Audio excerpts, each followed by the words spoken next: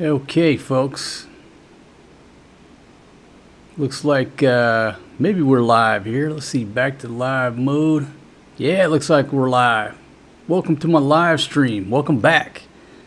Looks like Donald Trump has given Iran another 24 hours. That's where we left off yesterday. I had to reset my timer here. Tuesday, April 7th at 8 p.m. if I got that right. And hopefully I got the timer right. So welcome to this informal talk. Let's see. Let me go to your comments here. Man, I needed to reset that timer. Let's see, Lawn Pizza, how you doing? Let me do a quick test here. Put you on the broadcast there. Look at that. Boom. All right, so that's working. But my little timer here is not working right. It says we've been live for a long time. There you go. I got it reset. Old single dad trying to get all this stuff together. But I'm getting better and better every day at it. Yeah, so welcome to the live stream. I guess I'm catching the tail end of DJT's press conference. Got up a little bit too late. It's coming up on, 2:48 in the morning here in the PI. Well, I got the clock right there. So I'll take a few more comments. Let me know if the audio is okay. Let me know how the video looks. Got my old man glasses on again tonight. But I figured we would just continue the discussion, see if there's any updates.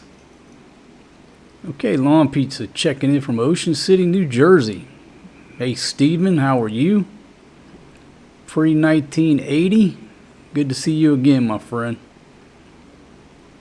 Somebody let me know how's the audio.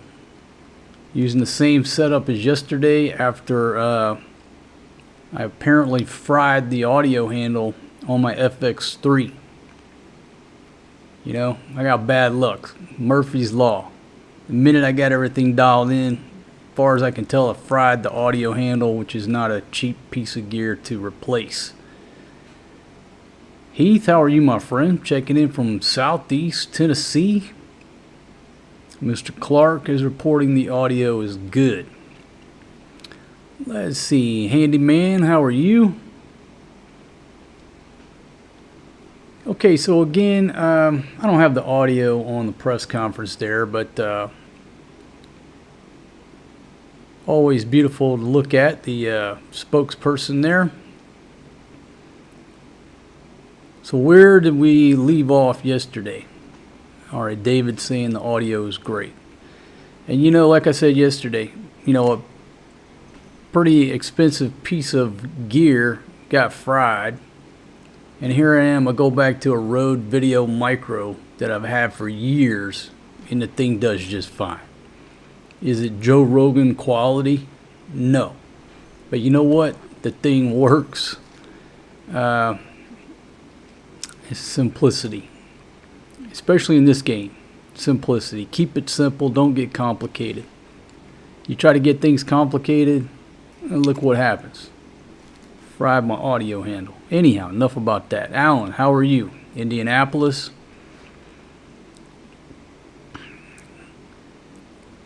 So again, I had to reset my timer. You know, we've been going off the timer of Monday night at 8 p.m. And then, of course, yesterday we covered his, put it up there if you're just joining us. He apparently extended it a day. It was very cryptic at first because you don't know if, all right, Tuesday is when the strikes are going to begin. Was the deadline Monday? Well, I guess everybody is interpreting that in the way he's talking. Okay, you give him another 24 hours. So if somebody wants to check my timer and check the math, I think that's accurate. So the Iranians have 1 day and 5 hours to come to some type of at least preliminary agreement.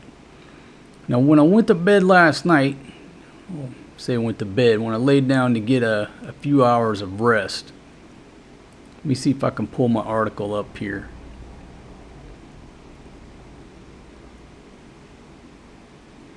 Okay, so this was last night. So this is about 12 hours old. But I thought this was a pretty good article here. Where's this coming from? I think the Bangkok Post. So this is 12 hours old. So we'll just start out with this. This is what I read when I went to bed that had a glimmer of hope. Iran and the U.S. received plan to end hostilities. Immediate ceasefire, a source has told Reuters.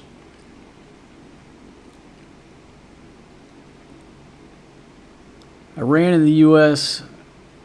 have received a plan that could come into effect on Monday and reopen the strait. Now, obviously, it's Tuesday after midnight here, so where I'm sitting in the Philippines, it's April 7th, 2:53 a.m. Again, I'm just going to continue on with the 12-hour-old article. A framework to end hostilities has been put together by Pakistan and exchanged with Iran and the U.S. overnight, outlining a two-tier approach with an immediate ceasefire followed by a comprehensive agreement. All elements need to be agreed today, the source said, adding that the initial understanding would be structured as a memorandum of understanding, finalized through Pakistan, the sole communication channel in the talks. Let's see. Axios first reported that U.S., Iran, and regional mediators were discussing a potential 45-day ceasefire as part of a two-phase deal that could lead to a permanent end to the war, citing U.S., Israeli, and other regional sources. The source told Reuters that Pakistan's army chief, Field Marshal Munir, has been in contact all night long with U.S. Vice President J.D. Vance, Special Envoy Steve Witkoff, and Iranian Foreign Minister Abbas, Araghchi. Under the proposal, the ceasefire would take effect immediately, reopening the strait within a 15 to 20 day period to finalize a broader settlement. And they have tentatively dubbed this deal the Islamabad Accord, which would set up for final in-person talks in Islamabad. Okay, that's what Reuters was reporting 12 hours ago. Now, what was interesting to me is that the final agreement is expected to include Iranian commitments not to pursue nuclear weapons. That ain't nothing new. But in exchange for sanctions release and the release of frozen assets. So that paragraph right there, I don't know, sort of leads a little bit of credibility because they're looking to get some assets unfrozen. They want that money back. Let go of the sanctions, give us our money back. Now there's the carrot dangling in front of their face. It's funny how money will bring people to the table. Let's see, 2 Pakistani sources said Iran is yet to commit. Okay, so that was the article I read right before I went to bed. And just what was interesting was they want the sanctions lifted and they want their assets unfrozen. It's all about the money. All right, back to your comments for just a minute. See, where did I leave off? Greeting everybody. Heath says, keep them guessing. Bonus when they don't know, plus it drives the mainstream media nuts not knowing. Exactly. Our Philippine journey. Good morning, Marcos. We may be the only sober people awake in Angeles. Yeah, speaking of that, let's see. This month, I don't even know what day, will be 2 years that this guy has not had a drink of beer, whiskey. I've been on the wagon for 2 long years. At first, I really wasn't thinking about it, and I thought it was 1 year. And a while back, I realized, me and Big Pumpkin were talking, that no, it's actually 2 years. So coming up on 2 years, I'll have to check, and the only reason I know the day is because I checked into the Hilton over there, so I can look back at my Hilton points, and whatever day I checked in over there is the last day I had a drink. I know the day, but I know it's in April, but I have to go look at my Hilton statement. Let's see. Hello from Israel. How are you, my friend? Hope you're doing well. Staying safe over there. Let's see. Iran isn't going to stop. The orange man has started something he can't finish. Well, me and my buddy were talking last night. And, obviously egos and pride and all that goes along with that plays a big part in everything. Us men don't like to lose. Nobody likes to lose. Especially Middle Eastern, Asian cultures, they don't like to lose face. But we were talking last night where, what do you want to do? Which path do you want to take? Do you want to sit down, give up a little bit of face, not surrender, but, you're going to lose some face to have to come to the negotiating table with a country who just started bombing you. Nobody wants to have to do that, but that's history. What are your options right now going forward? Okay, option A. Let's concede a few things, maybe pick up a few things in the deal, some sanctions relief.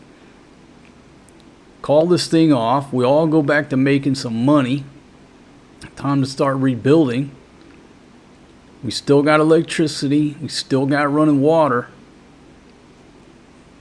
Or B, let's, tell DJT to screw off, and then by this time tomorrow, we're going to be sitting in the dark with no running water. And life is going to significantly change in that country. Which way you want to go? It seems apparent to me that the Iranians, not rocket science, but the Iranians seem a lot smarter about things than the Iraqis were. But I may eat those words if Iran doesn't come to the table and cut a deal.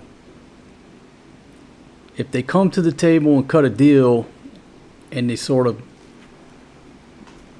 calm this thing down, I think my statement will hold true. If they don't, then what's the difference? You're gonna be sitting there in the dark, sweating, probably no running water. And what me and my buddy were discussing is they really haven't felt any pain over there. Okay? Take anywhere in the Middle East. Yeah, Abu Dhabi, Dubai's getting hit.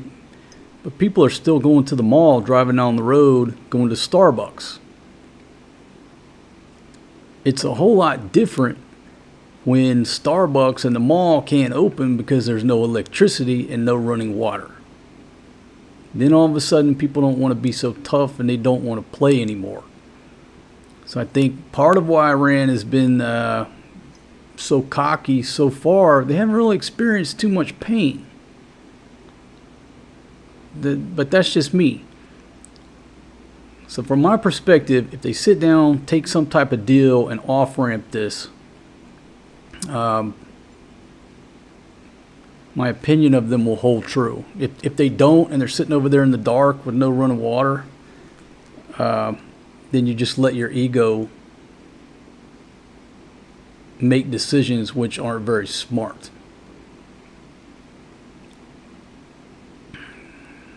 Let's see, Big Grip, how are you? Wade, thank y'all for joining me. Ernest, how are you? Hey Jim, how you doing? Let's see, good morning Mark, enjoying these IRL streams. We wouldn't have been in this predicament, but Potato Head and Obama let them escalate their program. Right before I sat down, I just caught a couple of 30 seconds, a minute of DJT talking, about that same issue.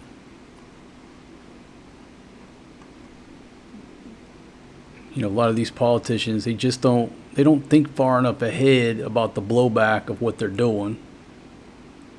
They're listening to advisors that have agendas. Yeah, who knows? But yeah, he was referencing, what was that, a 757 full of money that he supposedly gave to him. I don't know about all that. They got video of that plane taking off, supposedly gave him a plane full of money. Let's see, Christopher says Iran won't cut a deal. They may not. They may not. They're pretty cocky. They've shot down some aircraft. They're hitting their neighbors. But again, it's real easy to be cocky when you got running water and electricity. Think about it. I think about it not so much this past year, but living down in my old lady's hometown, brownouts are a routine occurrence. The electricity goes out. Now, before anybody starts lecturing me on the difference between a brownout and a blackout, here in the Philippines, if the electricity goes out, they just say brownout. They don't say blackout. It's one term, brownout. So when you routinely are reminded of the how fragile certain things are in life, such as electricity. In the West, you pretty much take it for granted, but you go other places where I could be sitting here right now and have a brownout for 3 hours and the stream goes down. Might shouldn't have said that, but when the electricity goes out, let's all agree that life totally changes. And what happens when the electricity goes out? A lot of times the pumps stop pumping the water. Now you have no water. Life goes from looking like this to looking like this just by that electricity going out. And if you haven't experienced a brownout or blackout recently, then maybe it's not fresh in your mind, but living here, it is. So I think part of their cockiness, they just really haven't experienced any real pain. And again, when you got internet, TV, lights, running water, it's easy to be cocky and have that false sense of security. So I think actually DJT has shown a lot of restraint in many ways. But again, the art of war, Sun Tzu. You try to capture a country intact. To destroy it, it's not so good. But if they don't want to come to a deal, at some point, you're gonna have to make them feel some pain. And I'm not hoping that's the way it goes. I hope that for everybody's sake, for my own sake, that they cut some type of deal. Okay, immediate ceasefire, immediately open the strait. Now let's sit back and talk and debate and what have you. And so the world can start to recover. Where I'm sitting, diesel prices are still going up. We're not just worried about prices, we're worried about supply. Let's see, Hob XP, how are you? Attacking the civilian population is, first of all, a war crime, and bombing nuclear power plants is truly foolish. Okay, yeah, hitting nuclear power plants is truly foolish. And we sit here and we're debating over whether or not Trump should hit their power plants, but Iran is already hitting their neighbors. They just hit Kuwait's, one of their desalinization plants, damaged a couple of power plants. Iran is already doing, if that's who's actually doing it, they're already doing what Trump is threatening to do to them. They've already crossed the line. And, when people start talking about war crimes only, in reality, they only apply to the loser. Whoever wins is going to try everybody else for war crimes. Whoever loses sucks to be on that team.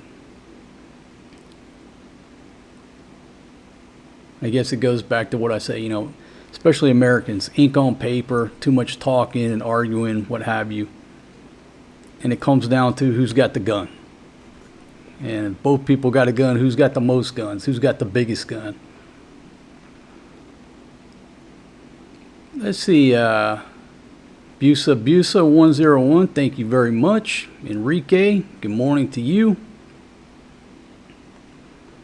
Let's see. Handyman, am I promoting genocide on the people of Iran? Absolutely not. But again, international law means nothing. It's just international law, war crimes. This is just for people to talk about. It's ink on paper. Right now, when bombs are raining down from the sky, you can hold up a law book and it's not going to protect you. So, international law, all this terminology, it's just distractions. Right now, it's all about who's got the biggest gun. Are they going to rain bombs down or are they not? So, no, I'm not promoting any type of violence. I'm actually quite the opposite. That's why I'm telling Iran, if anybody in Iran from the Iranian government's listening to my little show here, it's time to cut some type of deal. Put your ego aside and look at it from a business standpoint. What do you want to do? Do you want to stop the hostilities where everybody can go back to making money, including Iran? Or do you want to be sitting there in the dark arguing that this is a war crime?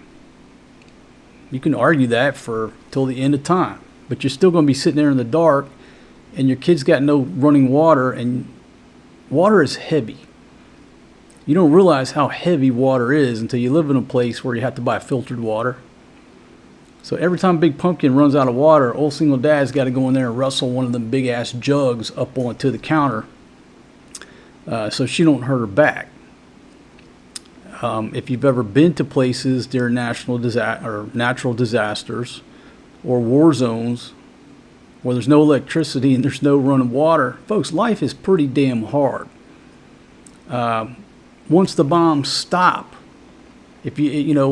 obviously there are people injured and killed when the bombs are raining down, but when they stop and there's no electricity and no running water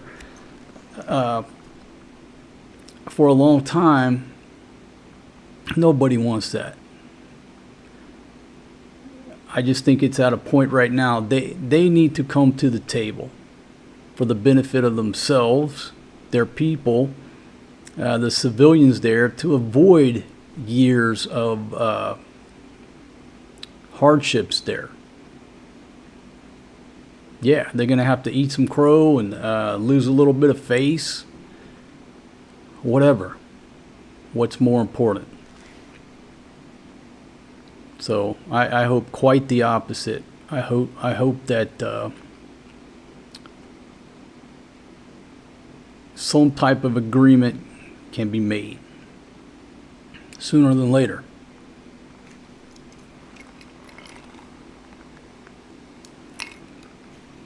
Let's see, Dave, how are you? Steve from New Zealand checking in. Ethan, yeah, we need people who will negotiate.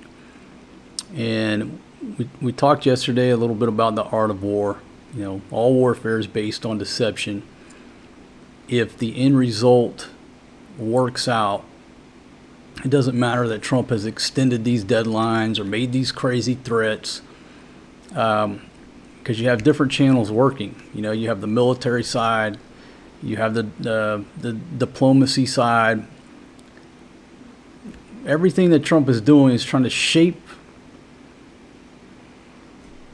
the battlefield, but shape to where they have to come to the table.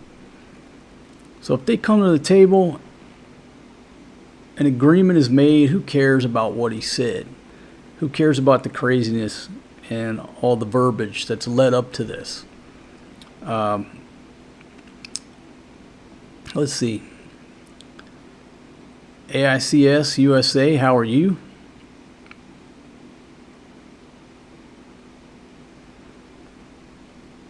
Yeah, I'm not. Yeah, we can't forget history. But hopefully, you know, maybe some of these hardliners, the ones that they've already taken out, you know how it is, right? When you've got these hardliners, especially the older folks in there that are against any change, the old dinosaurs, it's hard for anything to change. But it seems like a lot of those folks have been taken out. They've put the fear in others. And hopefully there's a shift in attitudes to say, hey, look, here's the other thing. If we continue to take this hardline stance, we're next on the target list. Which way do I want to go? Do I want to keep standing up here and be this hard ass? I got the next missile coming down in my house. So, again, old single dad here is hoping for a peace agreement before this timer. Let me go back to my timer. 1 day, 4 hours, and 45 minutes. That's the latest, as far as I can tell. And if somebody wants to check my math on that, am I correct on that? Let me know. But I just went ahead 24 hours, reset that timer, 24 hours. That seems to be the new time frame. Let's see. Creative Monk, how are you? Checking in from England. Thank you very much for the report on the audio. Yeah, Christopher, we hear the same old stories. Yeah, like I said, back in the 80s, the old Beach Boys song used to be Barbara Ann, and then it was, you know, bomb, bomb, bomb, Iran. Yeah, we all grew up with all of these threats and the narratives, and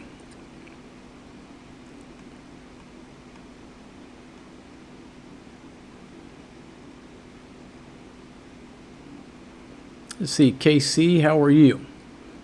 Let's see, I don't understand why you criticize our involvement in Afghanistan but justify everything that the clown is doing in Iran. War crimes have been committed in this illegally launched war. Okay, again, using the word war crimes and illegally is just a waste of time when there's bombs raining down on your head.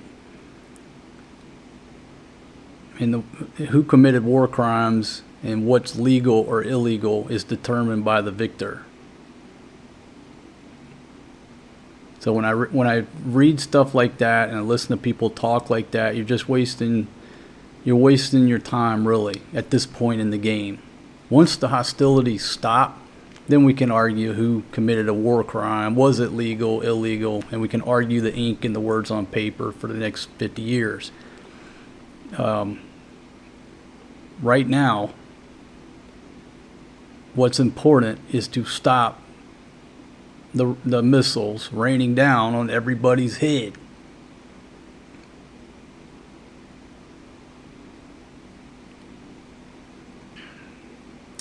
let's see, Lloyd's of London did a move to cancel the shipping insurance on the oil containers and other shipping there.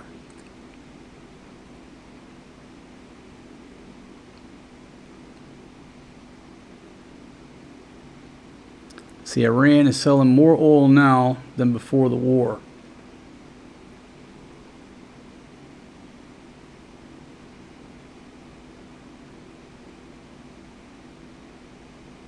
Okay, scrolling down. Sling Blade, how are you? Hope you're doing well. Let's see, so far it looks like I got 20 thumbs up, 1 thumbs down. So at some point, if you don't mind, if you could tap that like button, hit that thumbs up button or thumbs down, either way, I appreciate it. The war isn't illegal, it's undocumented. There we go. Good, exactly, good point. Americans and our paperwork and our words and our terminology, a lot of it is just a distraction, just to keep us distracted of what's going on. Again, we can argue the legality, the illegality, kill forests full of trees, putting ink on paper, deciding if these decisions were legal or war crimes or justified, all those fucking terms that we Americans argue over. There's plenty of time to do that after the bombs stop dropping on people's heads.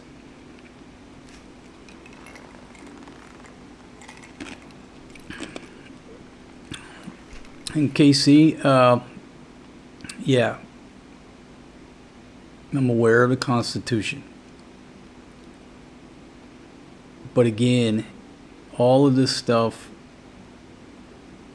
can be debated at a later date. What's the priority of effort at this point? Okay? I don't care what ink on paper is going on right now that we can argue for 20 years. You know what I care about?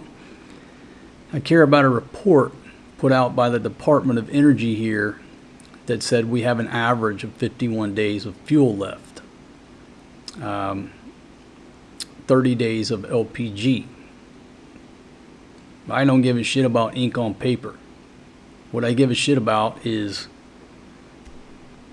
a ceasefire, open the damn strait before I have to walk 8 kilometers to get a fucking vegetable, some vegetables. That's what I care about. Once those things occur, we can sit here and argue this, and you can listen to talking heads till the end of time talking about using those words. Illegal. War crimes. Didn't do this within the Constitution. My gosh. But right now, as old single dad, I don't give a shit about that. Okay? I care about being able to put food on the table. That's all I care about.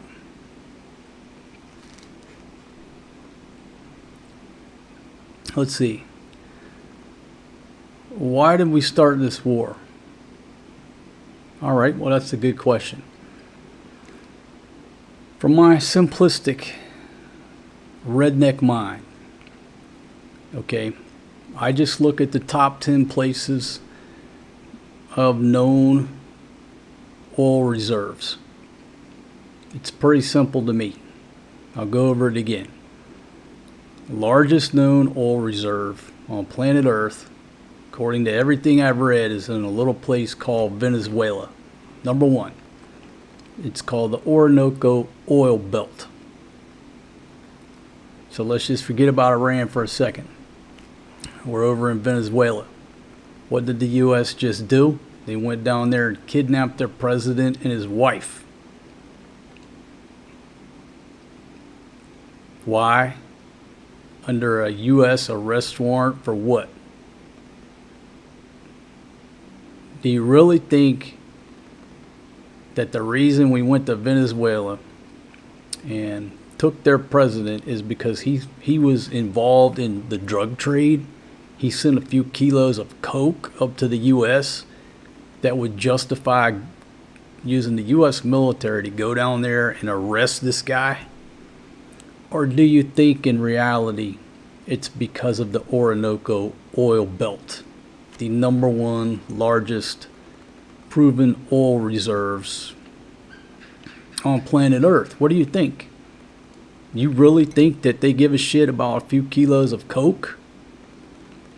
All of the drug enforcement that I've ever been involved in, we've never affected the price of a crack rock. A $10 crack rock, a block from the federal building, has always been $10, always about the same purity. Doesn't matter how much shit you seize. So you want to convince me that we went to Venezuela over drugs? No. Blowing up a few drug boats, not affecting the price. You know what used to affect the price in my experience was Christmas.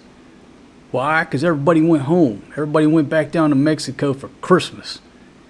And then the shit would dry up, especially coming up on New Year, until everybody got back from their Christmas break. So, if you look at that situation, it's very blatantly clear. We went to Venezuela for the oil. What number on the list is Iran? It's number 4. So, deductive reasoning says, why are we there? It's all about the oil. The man with the most oil wins now. Pretty simple to me. Go dig up Rommel and ask him what happens when you run out of oil, when you run out of fuel. You lose. Somebody can Google it. We can argue about this. But if you Google it, how many years until the oil runs out? You have people, oh, it is a renewable. Somebody came up with what, 50 years? There's 50 years of oil left. That's scary as hell. And that's known reserves. But it's anywhere from 50 to 100, whatever it is. It's still a scary low number. And the last country that has access and control over oil wins. Unless they come up with a new source of energy that's that can replace oil. It's pretty important to be the last country with control and a supply of oil. I think we all agree, right? Don't believe me? Well, the average person, even right now, what are people doing? They're keeping their fuel tanks on their car filled up right now. Why? Because there might be a shortage everywhere on the globe. You know, people are in the comments in the chat here. Yeah, I'm keeping all my cars filled up, all my extra cans filled up. You know, hoarding gasoline or what have you, because they're scared there might be a shortage. Well, when you look at a 50, 100-year planning horizon, it's no different. Imagine countries are the same as individuals keeping their Toyotas on full, topped off. The tank is topped off. You don't want to be that first guy to run out of gas. Can't go down to Walmart's. DeSanti Adventures, how you doing? Checking in from Arizona. See, Space War, how are you? Mike and Glad, how you doing? Those that control the oil control the power.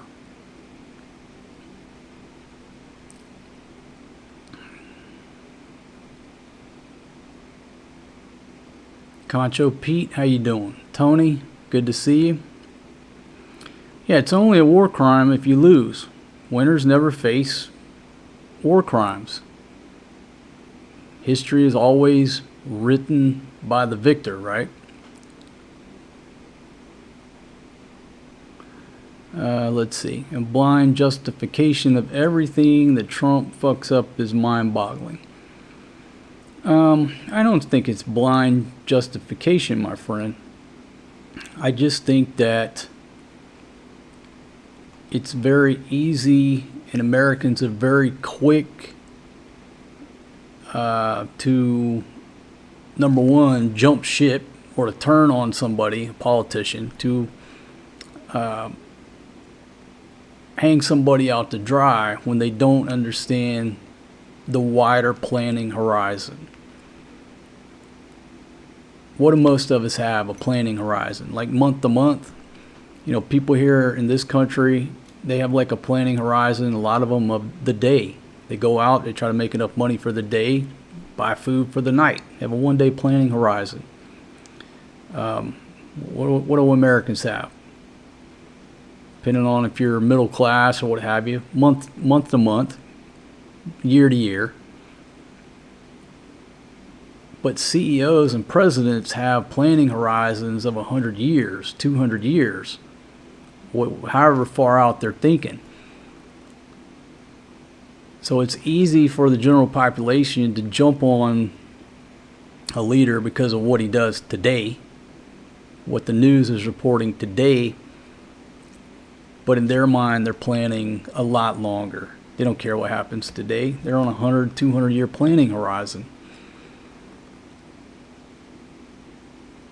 So I don't agree with everything he's doing, but I'm not privy to what the overall strategic plan is on everything. But I will maintain this. The 4 years of Biden, when we had a Alzheimer's patient up there and we had no idea who was running the country, those were the scary years. At least now we know who's in charge. We know what his mentality is. That's a lot more. I got a lot better feeling now than I did during those 4 years when I had no idea who was in charge. That was pretty scary.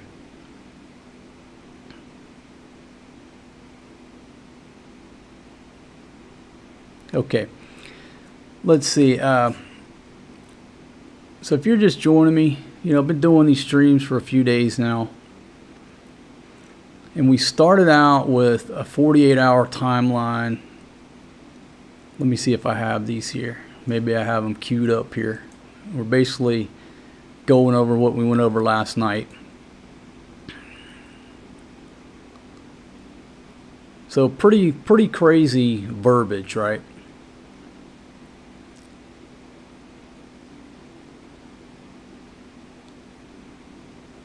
From a president. But again, sometimes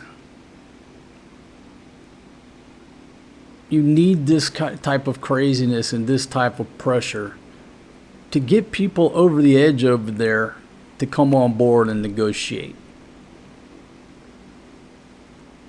That's a pretty crazy tweet. I don't know if they call it tweet or whatever they call it. I call it a tweet. He tweeted out this stuff, right? Pretty crazy. But fear makes money. Fear is the number one motivator. It's going to cause you to do something, to not do something, to buy something, to not buy something. So again, he's just trying to shape the battlefield, shape their mentality, at least get a few people scared up to say, hey, this dude is crazy. This dude is an absolute nutcase. We don't know that he won't drop a small nuke on Tehran. We better do something. If he gets to one person with this crazy verbiage, that might be all it takes to get the ball rolling. But, you know, we're really not used to that type of verbiage from a president. All right, and just going back in time when he was reminding, hey, I gave you 10 days. And then the previous one to that is when he gave them 10 days. He claimed they wanted 7. He gave them 10.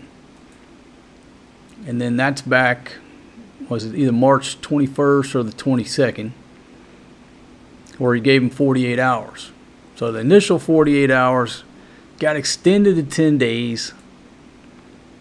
Then he reminds you, you got 48 hours left, puts out the craziness, and then here we go, gives them one more day. So I guess I'll ask this question like I asked last night. Well, the question last night was what's going to happen when that timer, that red timer, runs down to 0?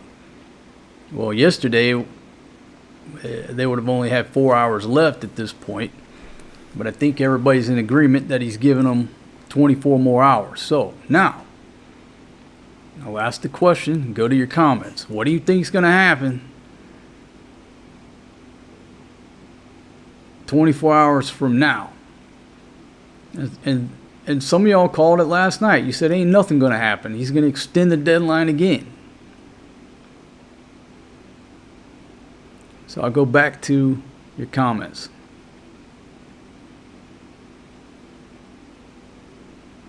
All right, Trump keeps giving them a chance to agree to a settlement, but they refuse.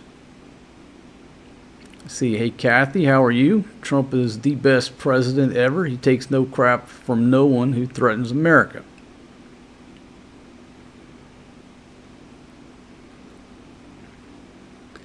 Let's see, Space War. After watching your video, I knew that life I want. Thanks to your videos, I'm living that life in the Philippines. All right, well, glad I could be of help, my friend. Hope you're doing well.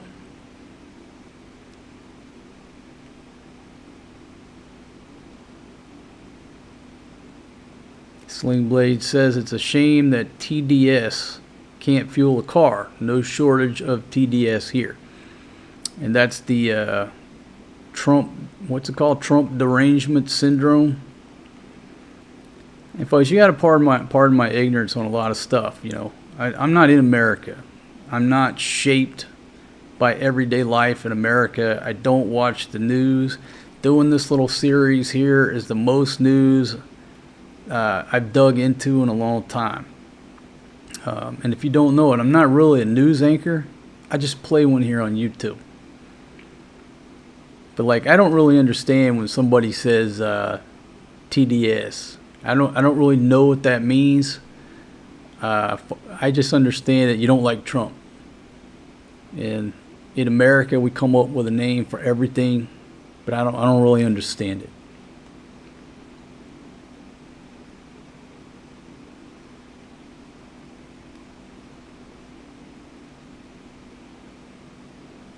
All right, so let me check some recent news articles and see if we've got anything. Okay, so from Al Jazeera, want to finish it up. Trump issues more threats for Iran. So that's the top story. Tehran says response to ceasefire proposals formulated. Okay, so that seems to be good news.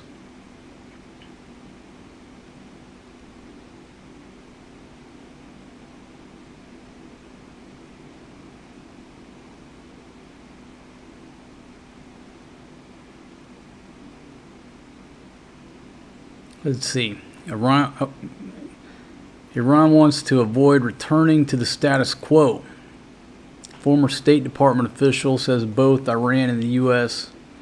have put forward maximalist positions that are even more maximalist than the ones they held before the war began. There's been no progress, partially because the distances are so far apart, and partially because there's an intense war going on. A lot of the people who would be devoting time to negotiations are devoting their time to avoid being killed on the Iranian side. He explained that the U.S. wants a ceasefire because Trump realizes that the economic consequences of Iran's closure of the strait are starting to multiply exponentially. But that's the main leverage that Iran has.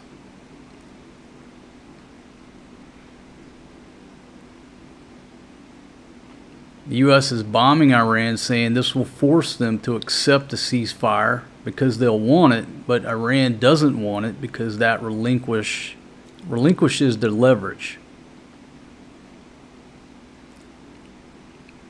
So some good points there. Everybody, but it's part of the negotiations, right? You lay down what you want, the other person lays down what they want. You're so far apart, but through the negotiations, you got to come somewhere in the middle. People have to make concessions to get a deal done. So at least they're reporting they've come up with a response to the ceasefire proposals. That's according to Al Jazeera.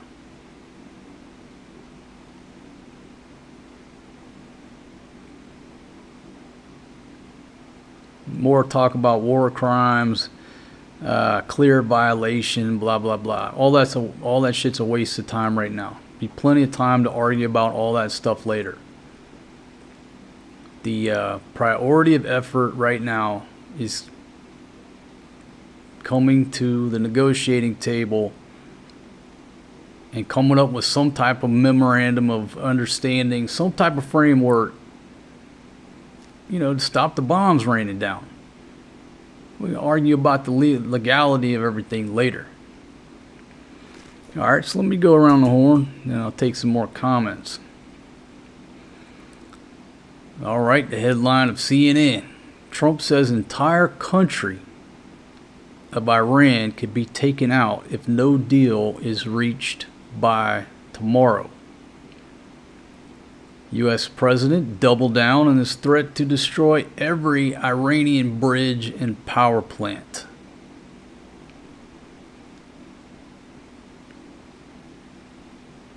So obviously you know what CNN's position is.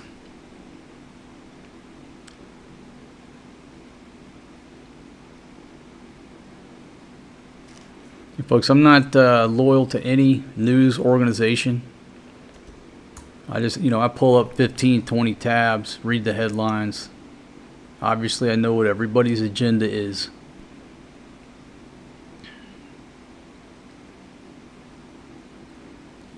Okay, you go to RT, there's an article that's why Iran is becoming Trump's forever war. So let's change the topic for just a second. Do we think that this situation is going to turn into another forever war? And I'll just ask the question. Do folks in America, or do you think that this is going to drag into some type of 10-year ordeal?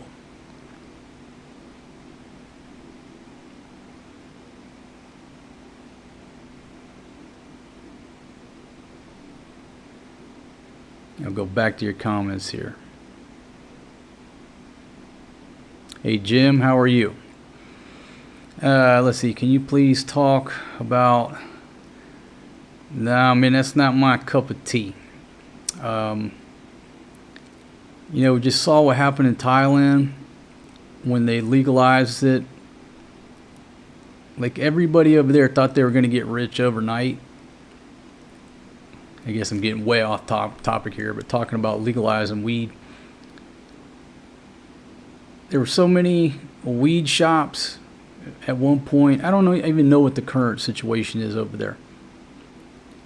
But every weed shop that I walked past, there was never any customers in there.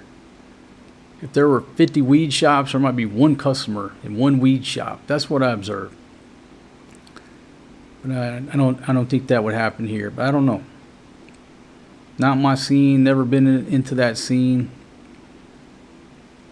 And as a world traveler, it's a scene that's very risky. Just to give people advice out there, not judging. But if that is your scene, realize that if you're a world traveler, other countries take that stuff very serious. We're in America. You get caught with some weed or something, you're going to get a ticket, or a lot of places it's legal. when you leave the States and start traveling the world, you need to make sure you know exactly what the rules are where you're going. Got the potential to severely affect your freedom.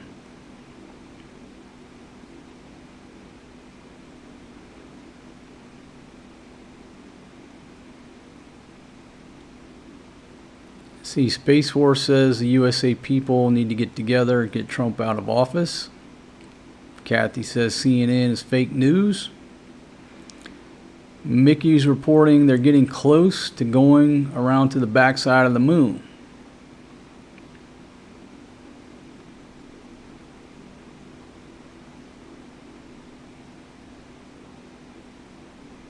Let's see, LV Club Bouncer says our president is simply taking care of much needed business.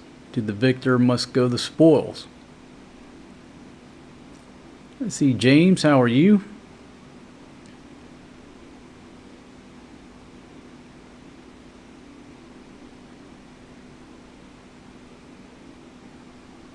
Okay, Kathy says no worries. Trump has no reason to make this a forever war. Plus, he is far too intelligent to do that to U.S. service members.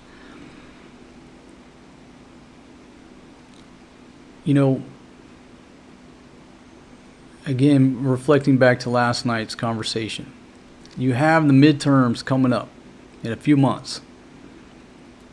If gas is $8 a gallon in America, who are people going to vote for? Trump knows this. He's obviously thinking longer than 6 months down the road. If gas is $8, $9 in America, what do you think? How do you think people are going to vote? They obviously know this. I would have enough confidence that they're already planning for this. That's being Captain Obvious. Pretty simple, right? Going into September, October, if gas is $8 a gallon, it's not going to go well for them. They obviously already have some type of strategy.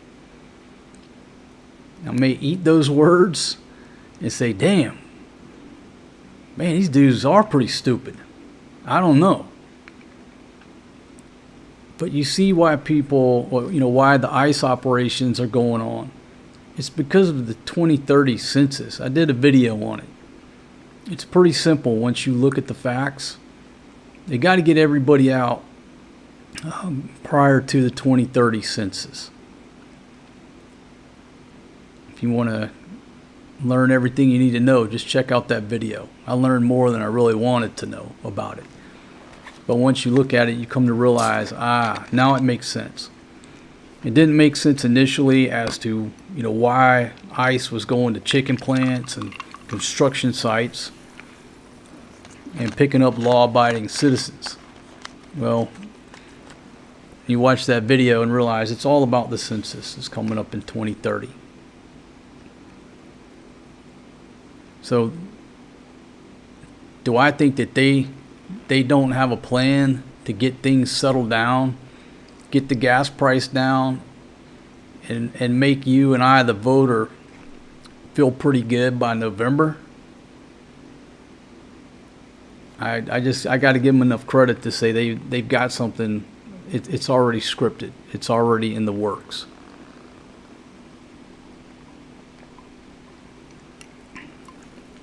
Trump's already said. He already said, all we got to do is leave. If we just left the Middle East, the strait is going to open up naturally. That's a pretty reasonable statement. Just because of what's going down now, are the Iranians going to keep that strait closed? No, because they're making money. They got to open the thing back up. It will open up naturally. Either way, the thing has to open, and it's in their best interest. If it were not in their best interest, well, that'd be a different argument. But it is in their best interest to get the thing open sooner than later.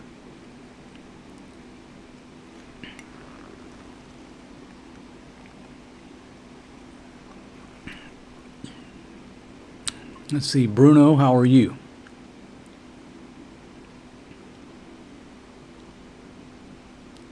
All right, Wade says when this is over, they're going to call it the Strait of America. You know, you've seen a couple articles about these proposals, cutting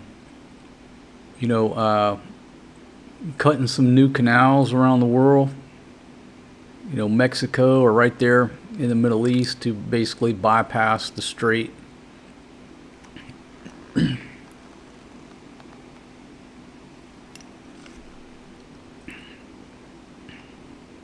All right, so let me check another news article here. And folks, again, let me know how the audio is, how the video is doing. Okay, and for the record here, for my own sanity, I have a two frame audio delay. So it's like when my lips move, are they matching the audio? Sometimes when you change cameras, you change microphones, especially when you're live streaming, sometimes the voice will get out of sync with the audio. So let me know what you think about the audio. Again, yesterday I fried my audio handle. Now I'm back to square one on trying to dial in the audio.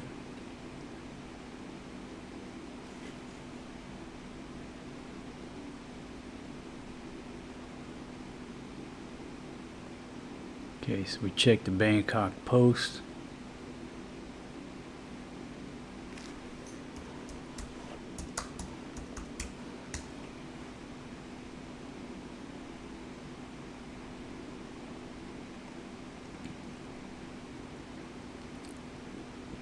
I was talking to my buddy last night.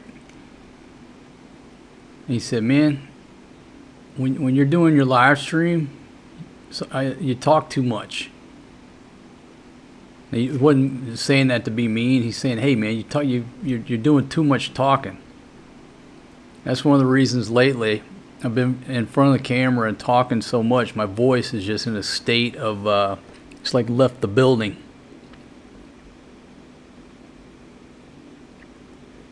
Okay, so let's go to NBC News. President Donald Trump today declined to say whether he was winding down the war with Iran or escalating it. I don't know, he said during a news conference about the rescue of an F-15E crew member whose jet was downed over Iran. It depends what they do. Crude oil jumps. The price of U.S. crude oil jumped from $112 to about $114 per barrel when Trump began speaking, although it eased a bit after the event. Okay. Note to self, turn off your ringer when you're doing a live stream. Let's see, the Hormuz deadline. Trump said that tomorrow at 8 p.m. Eastern Time was his final deadline for Iran to reopen the Strait of Hormuz. Now take a look at the software. Tuesday, April 7th. So there's 1 day, 4 hours left on this countdown. According to DJT, it's the final deadline. You know, deadline should be self-explanatory, right? The word deadline should serve by itself. To add the word final deadline. Anyhow, moving right along.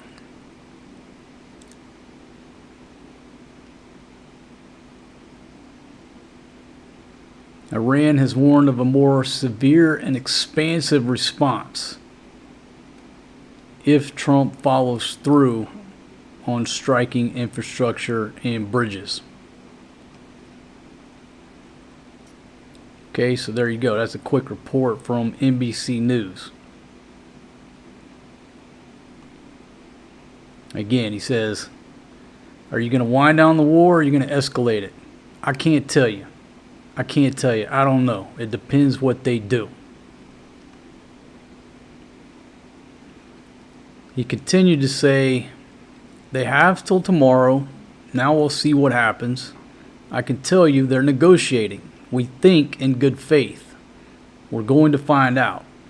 We're getting the help of some credible countries that want this to be ended because it affects them also. So going back to that original Bangkok Post article that I referenced, it seems that everything adds up, right? Initially, it looked like Trump was negotiating by himself. Nobody wanted to admit that they're negotiating. You know, a few days ago, a week ago, they were just saying, hey, we are communicating, which was good. At least they were communicating. They admitted it. Seemed to be communicating with the right person. But, you know, this report coming out of Reuters, it says this Pakistani army chief, Field Marshal Munir, had been up all night long talking to Vice President J.D. Vance, Special Envoy Steve Witkoff, and the Iranian Foreign Minister. So at least we're getting some type of specifics coming out of that, and they're calling it the Islamabad Accord. So they even have a name for it now. So folks, who knows what's true, what's not true, but the story seems to be adding up, that they are negotiating. They are trying to come up with a plan for a ceasefire and to open the strait. Is that naive, wishful thinking? Could be, but I'm an optimist.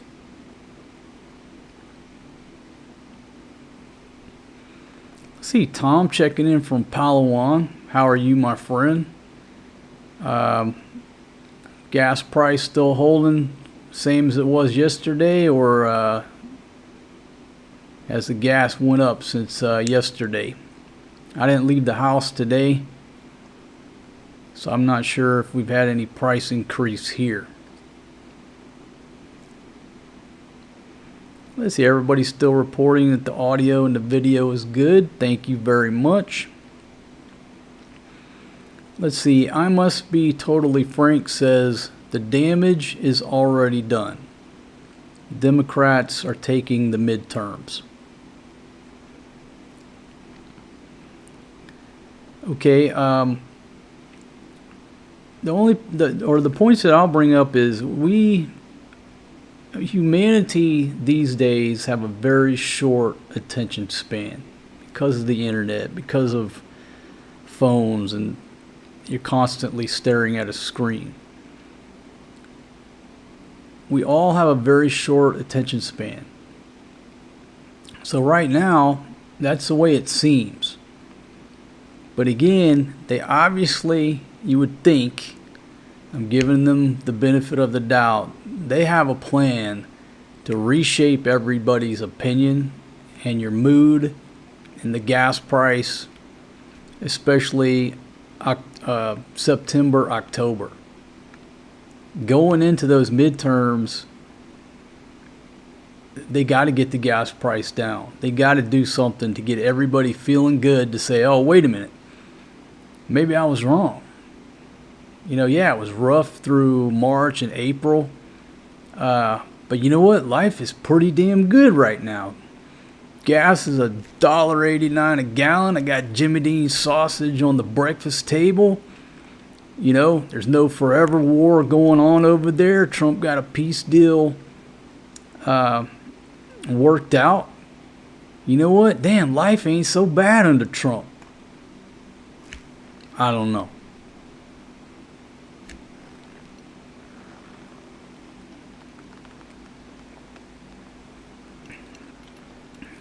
Okay, Kathy's reporting that gas is $3.99 a gallon where she's at.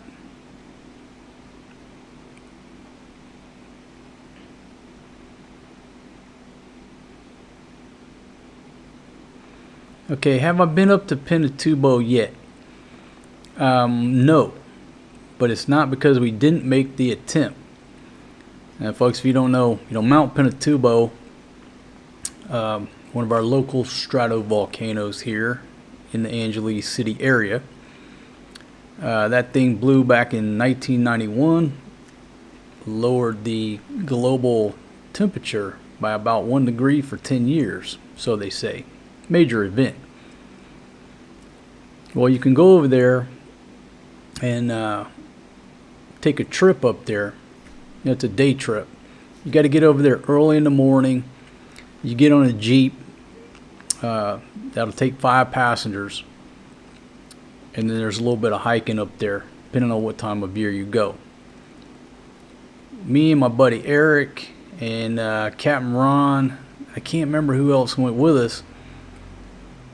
But back maybe 2021, 2022, folks, the rules concerning the lockdown lasted for years here. So we get out there. We're going to go do the Pinatubo thing. And at the time, to go to Pinatubo, if I'm recalling correctly, we had to have a corona test. And if you were over a certain age, you had to have a physical, a letter from a doctor. It was just paperwork bullshit. So we ended up not being able to go on the trip.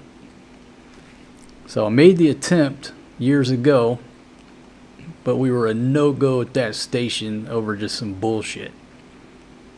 So I do want to go. Big Pumpkin is not interested in going. She's not into mountain climbing anymore. So I got to find me a new mountain climbing / adventure type partner that could keep up with old single dad.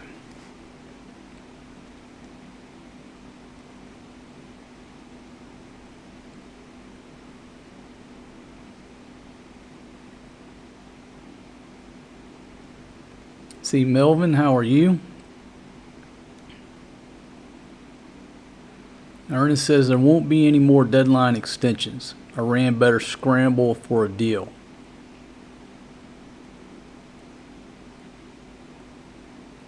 How you doing, my friend? Checking in from New Zealand. Hope you're doing well there. Mixed mitosis.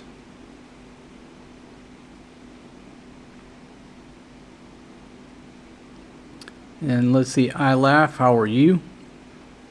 Okay, Kelso, Washington, $5 a gallon for regular, and diesel is $6.70. When I was passing through Seattle, I guess the last trip, anyhow, I had a long conversation with a taxi driver about the price of fuel there.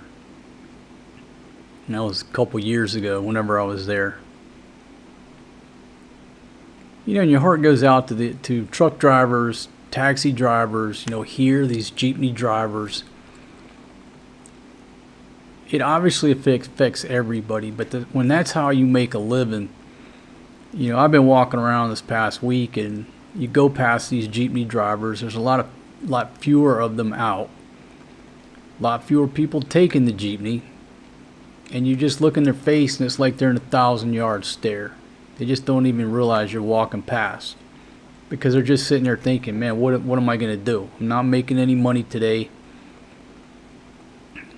A lot of the Jeeps I saw during Holy Week, they're riding around with one passenger. They're operating at a loss. And I think a lot of them are just parking their rides because they can't make no money.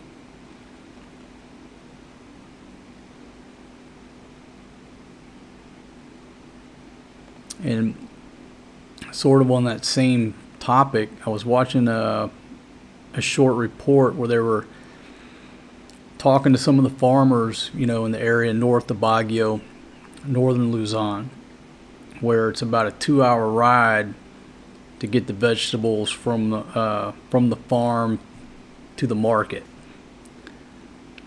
And what they were saying is that at the current time, they were operating at a loss. In other words, they were still picking the vegetables, still putting them on trucks, still sending them to the market, but they're taking a loss. And the guy in charge, the farmer's like, how long can I operate at a loss? at some point we just have to shut it down and let all the vegetables rot in the fields. There won't be any vegetables from here going to the market because we're losing more money by operating than if we just shut down.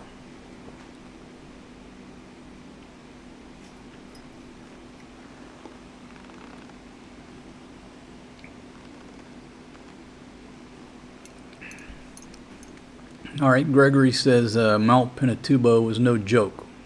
I was in the Navy on Subic Bay. It was a wild ride for sure.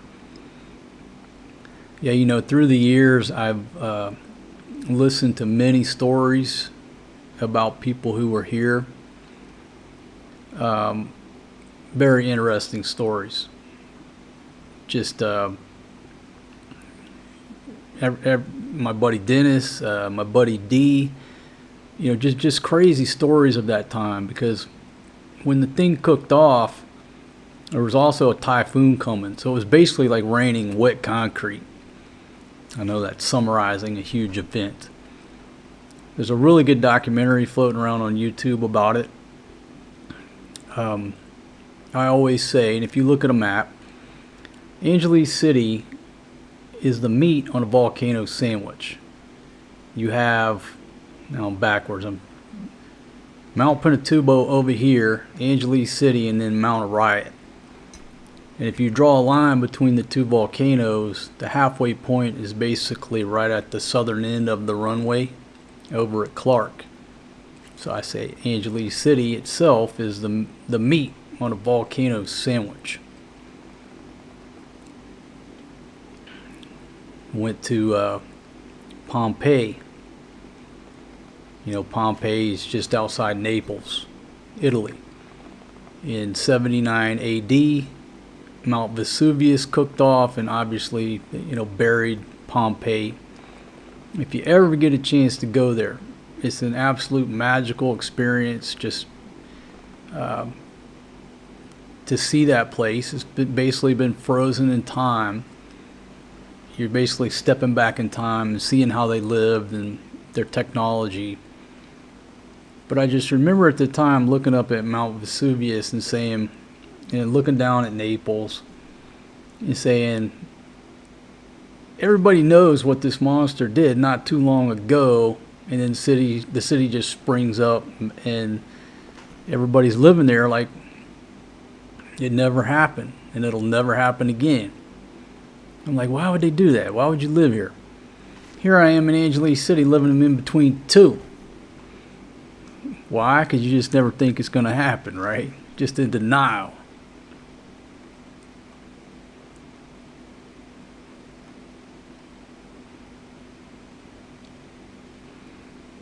Let's see, why am I not talking about the planes that were destroyed?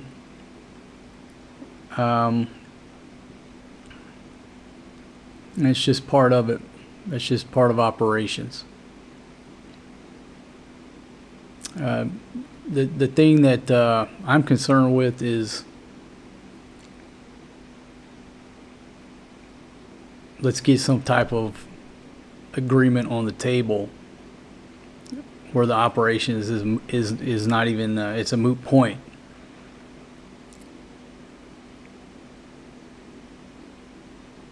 I mean, imagine if you're in Iran, you're the average citizen there. And we don't know exactly what the people there are thinking, because people, they can't speak out. If they do,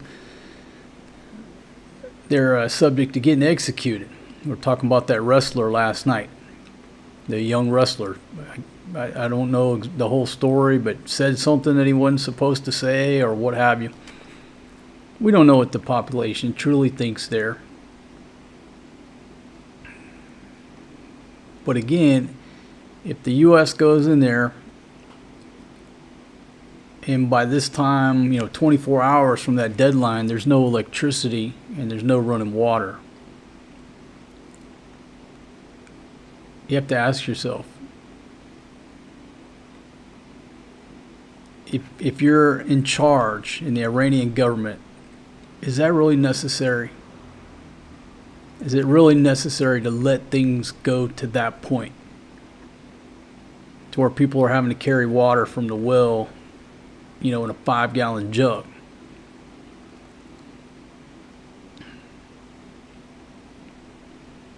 And again, if you've been through any type of natural disaster, really been through something in an area where all the infrastructure is taken out, no water, no electricity, obviously no internet, no cell signal, I think we could all agree it's a huge lifestyle change, putting it lightly. So they have an opportunity right now. You think that they have an opportunity. It seems that they do have an opportunity, that nothing is in motion. They have an opportunity to derail this. But once the damage is done, it doesn't get repaired overnight. They're talking years before all this stuff gets repaired. Once the hostilities slow down or cease. So nobody's asking me. I'm not in the Iranian government. But when you've seen these situations before, I certainly hope for everybody's sake that they sit down with DJT and off-ramp this. Because who suffers?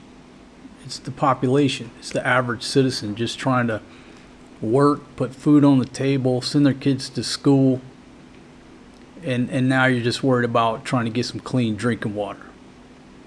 Is that really necessary? So that's the question. Are these egos in Iran going to cause them to lose a significant portion of their infrastructure? And they may. I certainly hope not. Let's see. Thomas says he was stationed at Clark in the 70s. That's when, I don't know if my buddy Dennis, he might not have made it here till the 80s.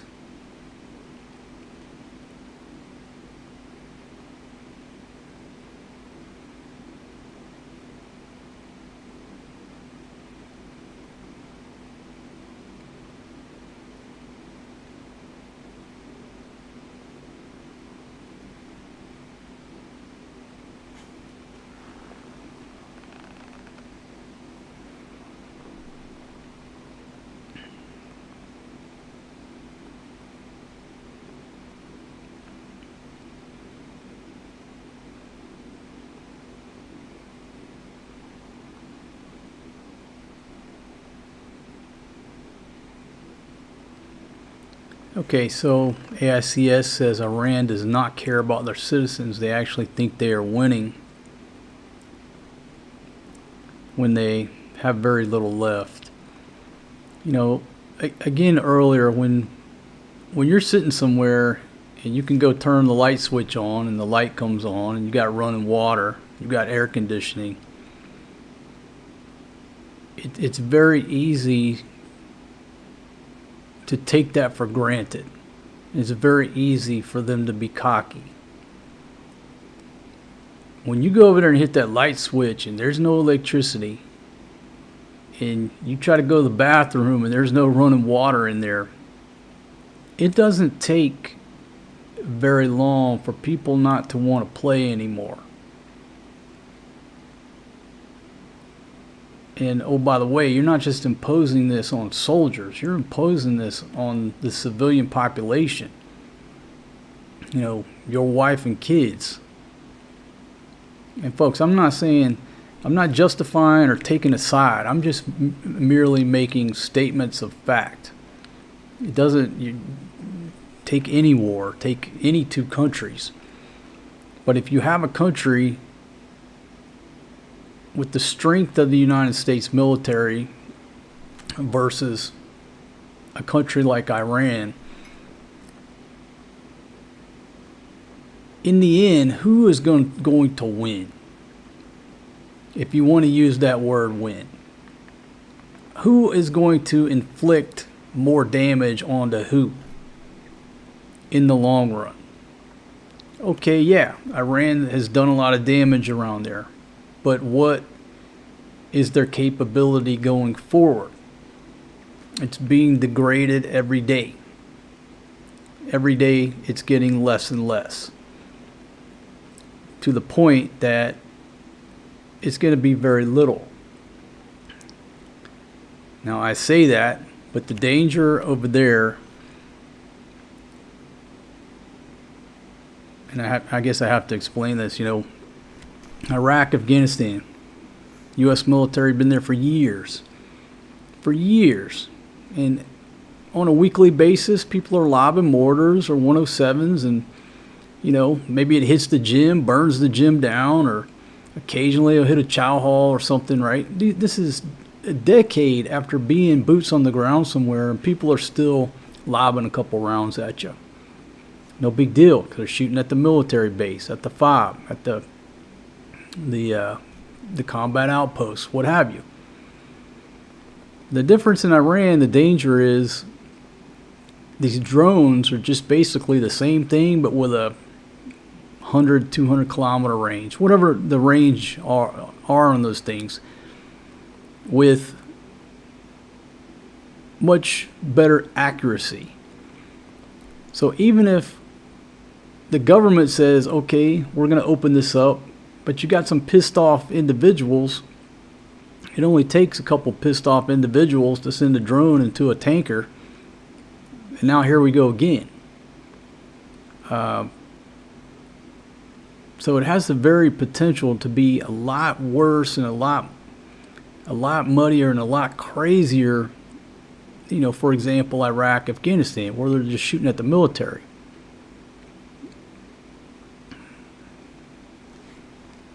I don't even know where I was going with that.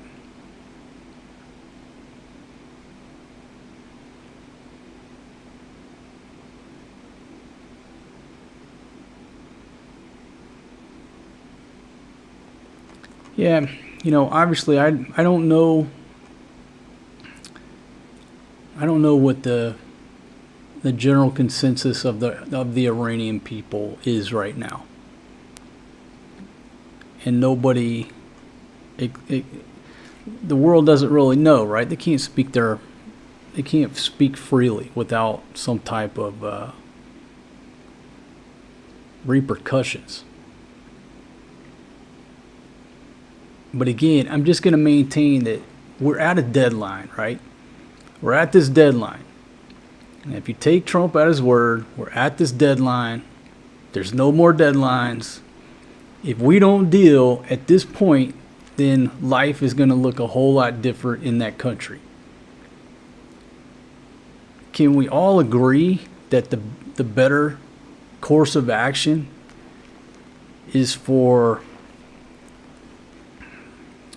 some type of negotiated settlement, some type of peace deal, some way, somehow to off-ramp this, where when that deadline comes down, they don't lose electricity and running water.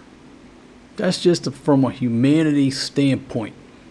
You can substitute any country versus any country. You come down to the deadline, and you got two courses of action. Either sit down and let's deal, or tomorrow your wife and kid are not going to have electricity and running water at your house. And we're going to keep fighting.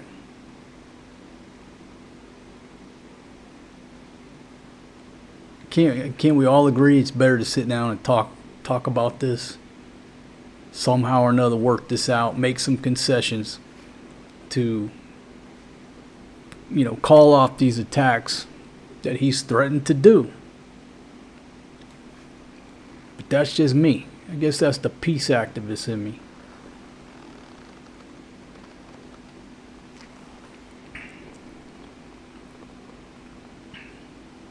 Let's see, 123 Ultralight, how are you? Pretty cool look to your channel, makes it look like a real news network. Well, thank you very much, my friend. You don't know how long I worked on that. And then I go put it up on the big screen, and like the boxes will be out of whack a little bit. Well, thank you very much.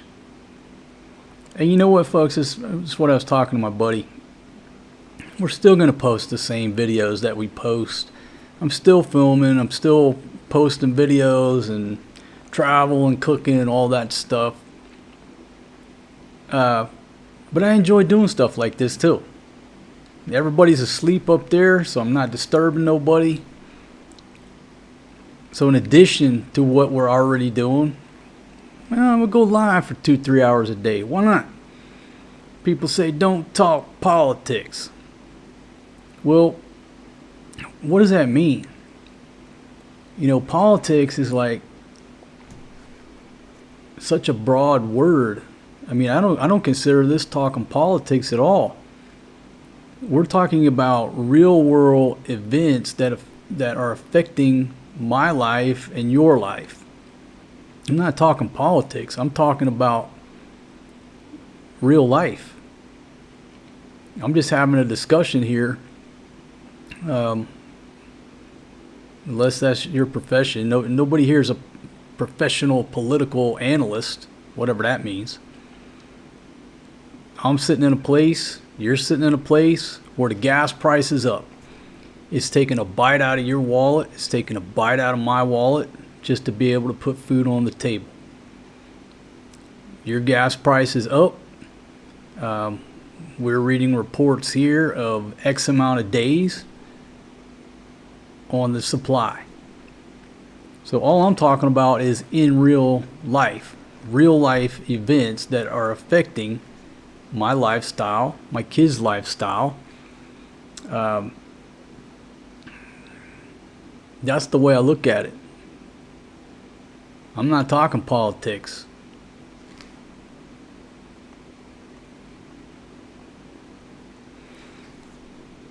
Okay, the Mangees, how are you? If Trump pulls this out his hat in the next month or two, he will be the midterm hero, in my opinion. I agree with you. Again, we all have very short attention spans these days. The midterms are several months out. He's got enough time. Maybe, according to them, everything is still going as planned. It's going right to plan.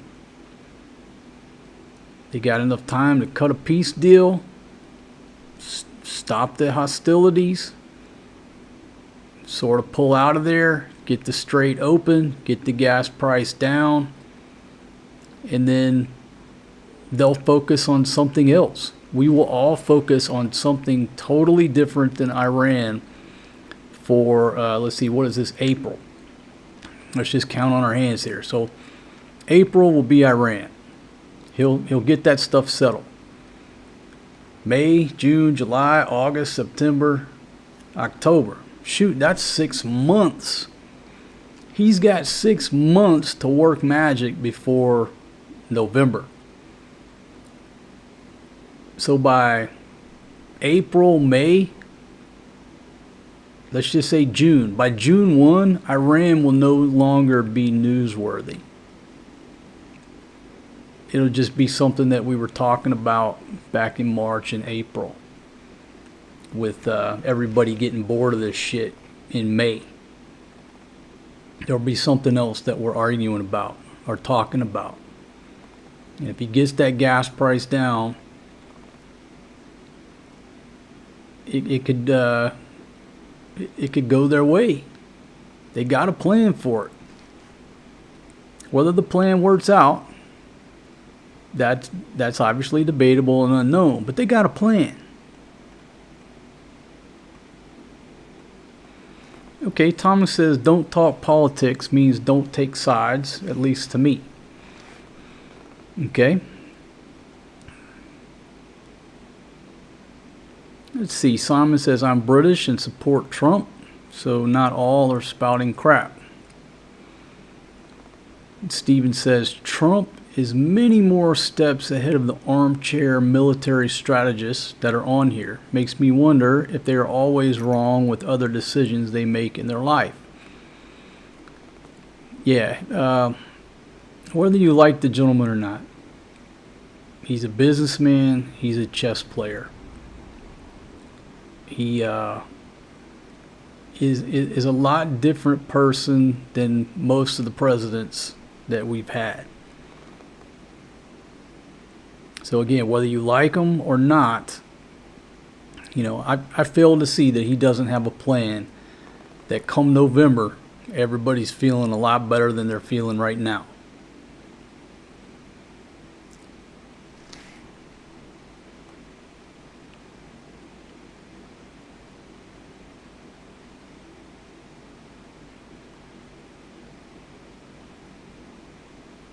Let's see. Hey, Rich, how are you? 25th Amendment now. This psycho is off the rails. Well, for 4 years, we had an Alzheimer's patient up there. I think we're still puzzled as to who was in charge during those 4 years. Who would have entered those codes into the nuclear football if it came to that?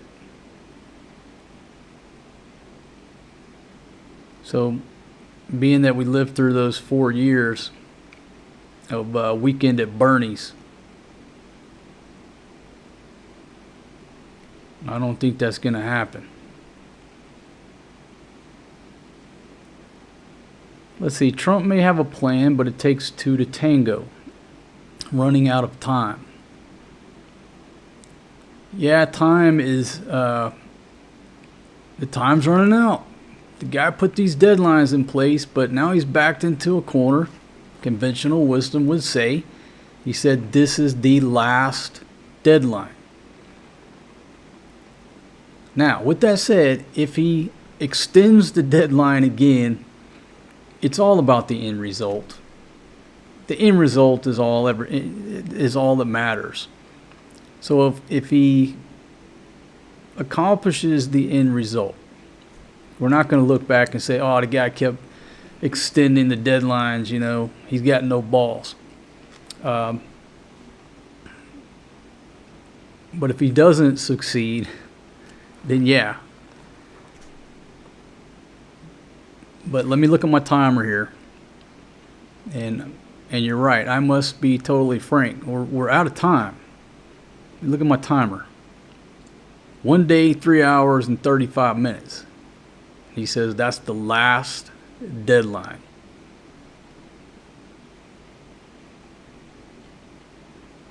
But again, I'm just hoping somebody from Iran, these reports that you're reading about this Pakistani general talking to the vice president, talking to the envoy, talking to the Iranian foreign minister.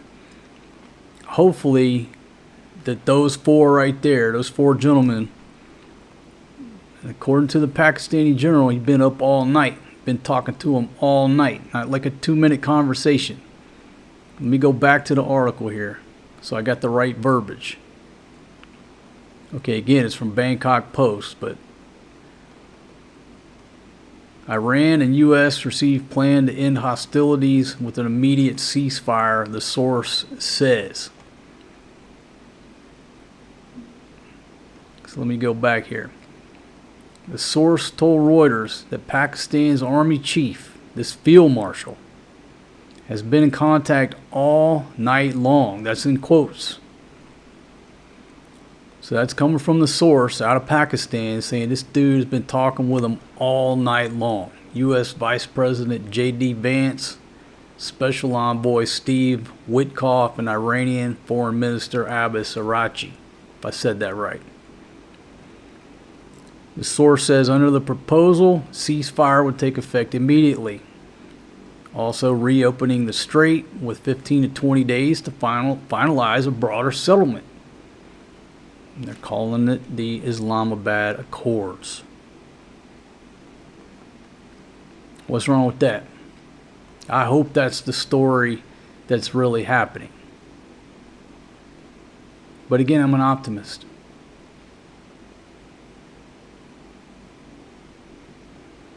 Let's see, Ben Fern K, how are you?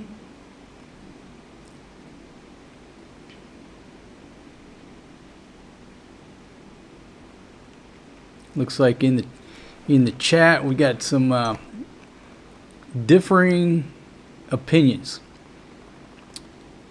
And folks, I truly believe that if we're all thinking alike, then there's somebody who's not thinking.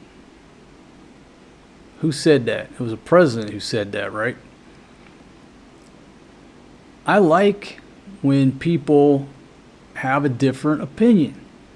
I like it when people don't agree with me, because it's like, pay attention, listen to what they're saying, try to learn from their perspective, and then you may either find out that you agree with it once they explain themselves, or it just reaffirms your position because what they're saying is not making any sense. So I like the fact that the people show up here to my show in the chats and the comments, and they don't agree with my position on things. I'm perfectly okay with that. But again, like I was saying last night, it seems like over the 15 years since I've been in America, back in the day, we could all sit at a bar. I could pull up to a bar next to a liberal, a conservative, a Christian, an atheist, and we could all sit there and drink beer and talk about the issues. Yeah, the conversation would get loud. People would get passionate about their side, but nobody went to fisticuffs. Nobody got up from the bar and left. You could debate these issues and still be civil. It seems that things in America have changed a lot since I left there. People are much more, what's the word? Passionate, radical, crazy, really want to engage and fight if you don't agree with their perspective. Let's see, JXX checking in from Virginia. How are you, my friend? Hope you're doing well.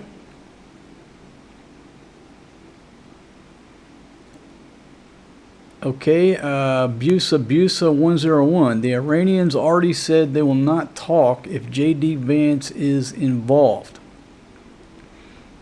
Okay, no, I'm not tracking on that. I just read that one article, and that's who they said was the 4 players, according to this source reporting to Reuters. That Pakistani general is pretty much the guy moderating,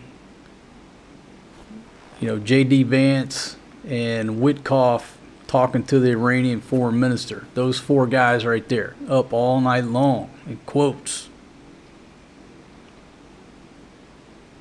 Now, if he's up all night long, it means, you got to make the assumption this guy's up all night long, they're up all night long, they're trying to come to something.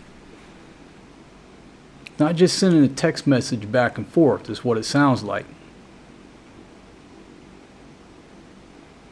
Okay, Jim wants to know, did the price of Jollibee spiced chicken go up? I don't know, but we're planning on a little challenge over at Jollibee. So I'll find out the current prices over there. We're doing a series of, can a family of 4 eat for this much money? We hit McDonald's, Burger King, and KFC. It doesn't seem like any prices have went up yet, as of yet. But yeah, we're going to hit Jollibee and find out if any prices there have went up over the past few days.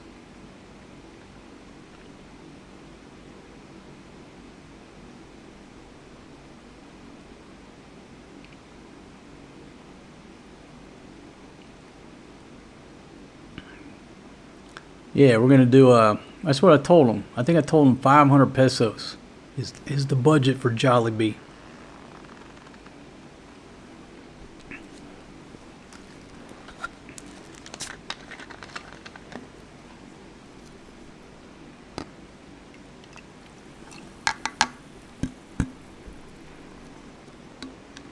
Okay, Ben Fern says, I don't care what the art of war states. Either you're in or you're out and done. Now, I'm not sure exactly what you're referring to, but, the art of war talks about no country has ever benefited from a long, drawn-out, protracted war.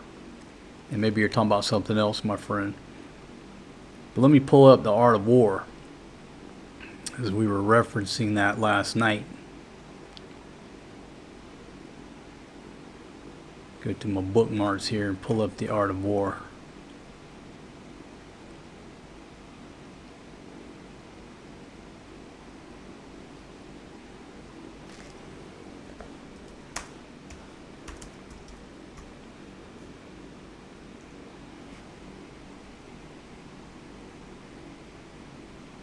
And that's a big question. I mean, if you study the art of war, everything that Trump's doing can sort of be, you can look at it as if he's following the art of war. Where a person who doesn't study the art of war can look at what he's doing and say he's crazy. He has no plan, he has no idea what he's doing.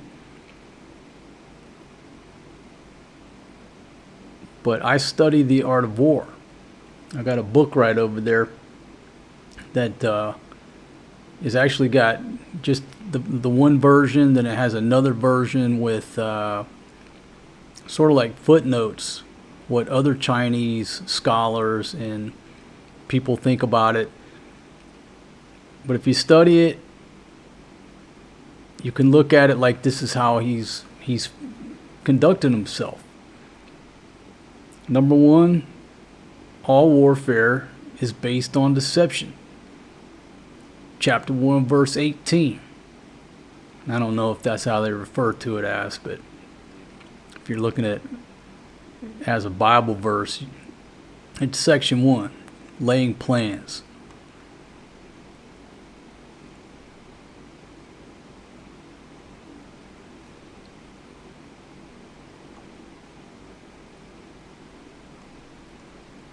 Okay, so you go on to verse 19. Hence, when able to attack, we must seem unable. When using our forces, we must seem inactive. When we are near, we must make the enemy believe we are far away. When far away, we must make him believe we are near. It's basically summarizing, or it's detailing all warfare being based on deception. If your opponent is of choleric temper, seek to irritate him. Pretend to be weak that he may grow arrogant. Now, at any point, I'll still maintain what I said when this stuff kicked off. At any point, if the U.S. really wants to decimate that entire country, they can do it. What they've done so far is actually a lot of restraint.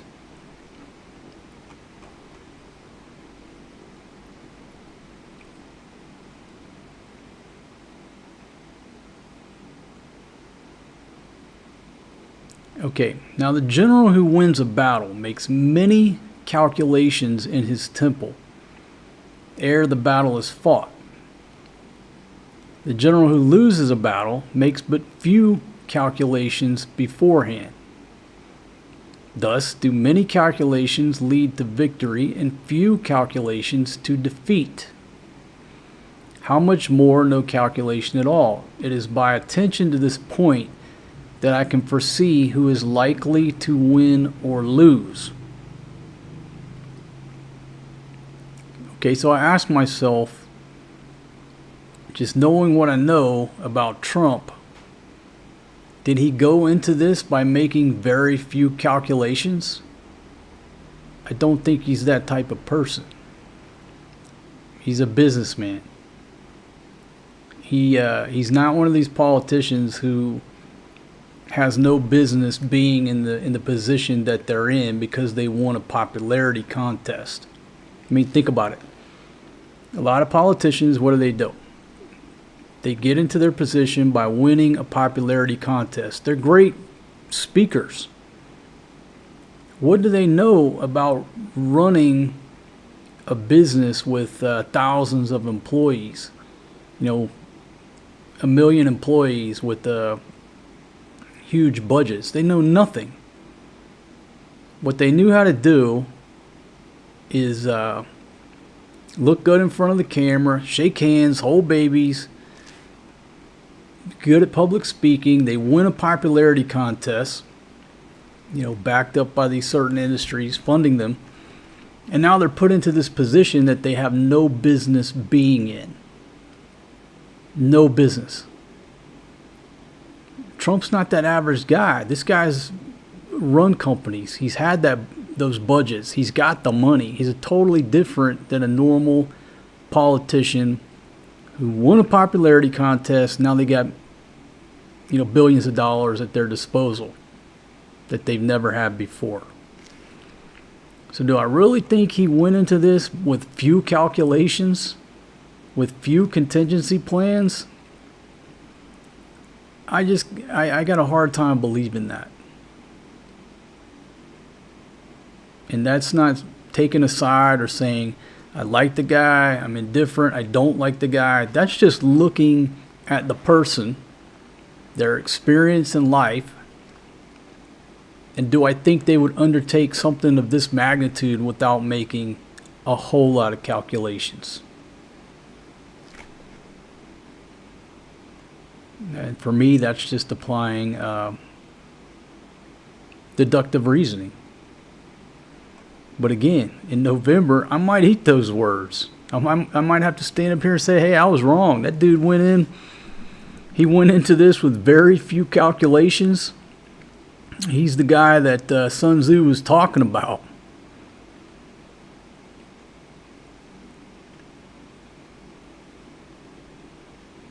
Okay, so then you go to waging war.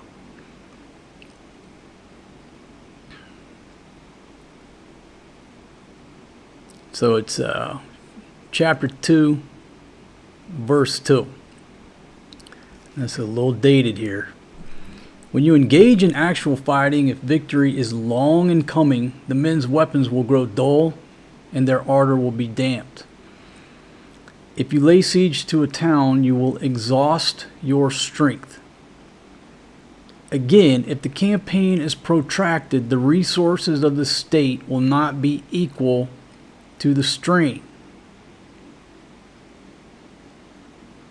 Skip to verse 5. Thus, though we have heard of stupid haste in war, which some people are blaming on Trump, right? Went into this too quickly, not enough calculations. Though we have heard of stupid haste in war, cleverness has never been associated with long delays. There is no instance of a country having benefited from prolonged warfare. That's the art of war. So, if Trump goes into this and this thing turns into another 10-year, some type of 10-year engagement, that's not really following the art of war. And that's not going to give everybody a nice, warm, and fuzzy come November. And then in another 2 years, it's going to be just worse. So do I really think that that's his plan? There'll be a landslide in November. There'll be a landslide in 2 years. Are they really that stupid? I don't believe that. But again, I might eat them words.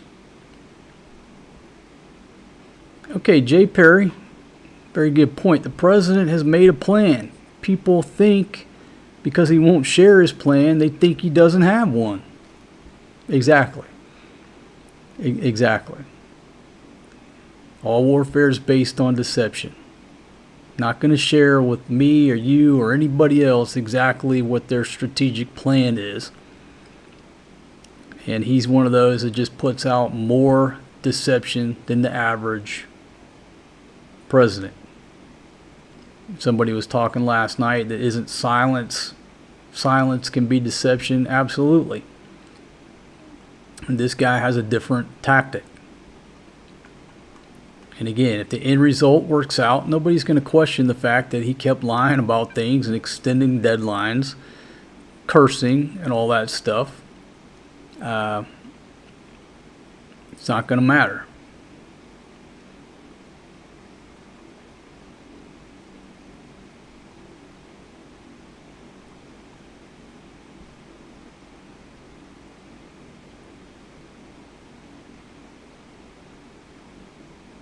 See, Casey says it's possibly a result of overheating from wearing a leather jacket in the tropics. We were talking about this last night. Why am I wearing a leather jacket when I'm sitting here in the tropics? A very good question. Number one, the main reason that I'm wearing this jacket. Well, you know what? I'll leave the number one reason for last. Okay, I'm running 2 laptops, a camera, a switcher, this little screen. On these long streams, they get hot, right? Well, I'm in the tropics. And most of the time they do pretty well, but you don't want to get one piece of equipment that does a thermal shutdown or what have you, because it's going to take the stream down. So I turn the air conditioner on when I'm doing this live stream, not to keep myself cool, but to keep the equipment cool. As soon as the stream is over, that aircon goes off. We don't run the aircon during the day. But I'm justifying this because I don't want my stream to go down if something overheated. So the room gets cold. And again, it's not for me, it's for the equipment. So I put this leather jacket on so I'm not sitting here freezing. That's like the number 2, 3, 4, whatever. But you know the number one reason I wear this leather jacket? Because I make this look good. There you go. The number one reason.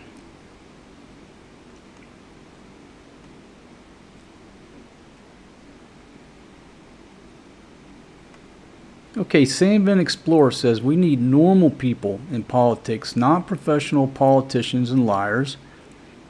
So businessmen, teachers, plumbers, veterans, doctors, engineers, etc. Not parasitical politicians. Yeah, and what we're used to is these career politicians that are, basically puppets and spokespeople for certain industries, whoever's backing them up. So we put normal people in there, and we're sort of not used to it. But I agree. Everybody's tired of these career politicians that they have no connection to the average citizen. They have no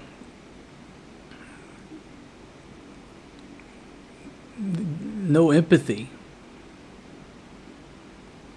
So yeah, I agree. We need some normal people.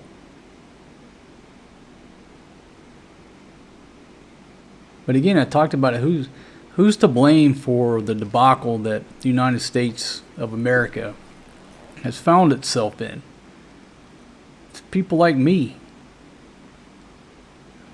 Why? Because my whole life I've been just enjoying life, barbecuing, drinking beer, chasing women, dancing, just enjoying the hell out of life. Meanwhile, those parasitical politicians, those people who basically aren't having a wonderful time in life, they went out, won a popularity contest, agreed to be puppets to whatever industry that's propping them up. Now they're running the country. When people like me and you, we should have been over there running for office and shaping the country.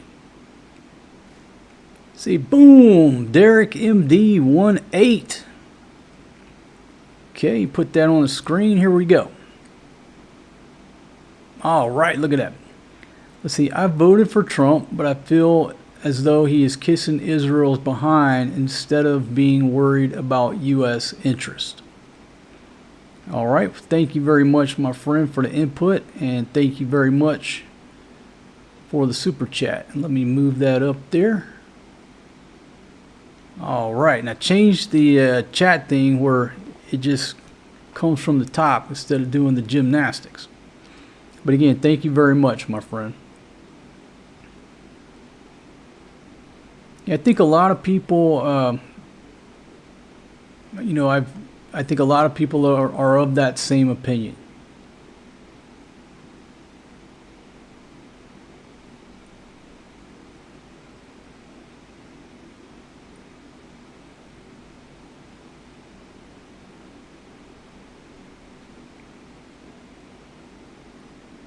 Let's see. Rich says it's a waste of breath to talk to rednecks that will never understand.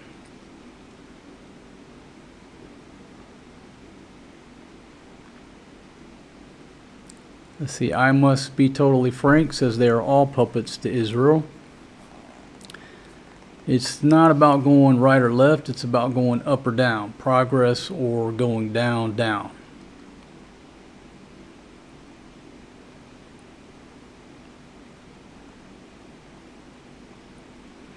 Yeah, man, I am a great dancer. And again, for a lot of these problems that are going on in the United States, me and my generation, we have to take ownership of that. We could have and should have done a better job, been more involved instead of just out living life and partying and chasing women.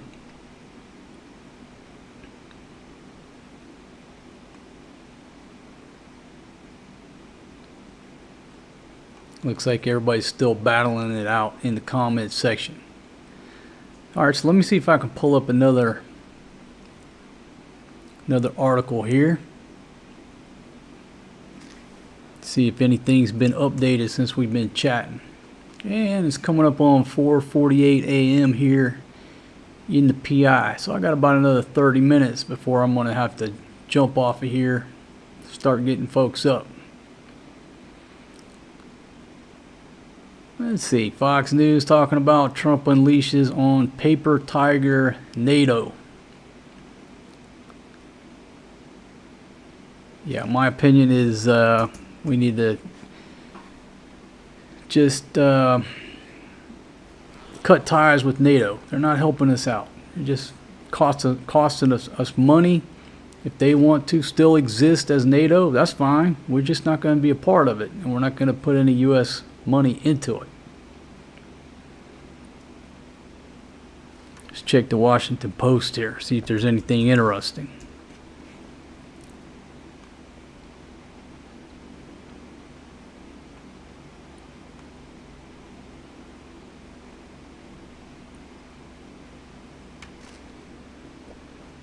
Not seeing any earth-shattering news.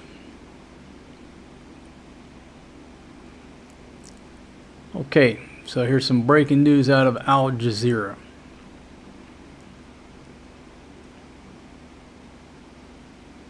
Trump says in response, ceasefire response is not good enough, says Trump.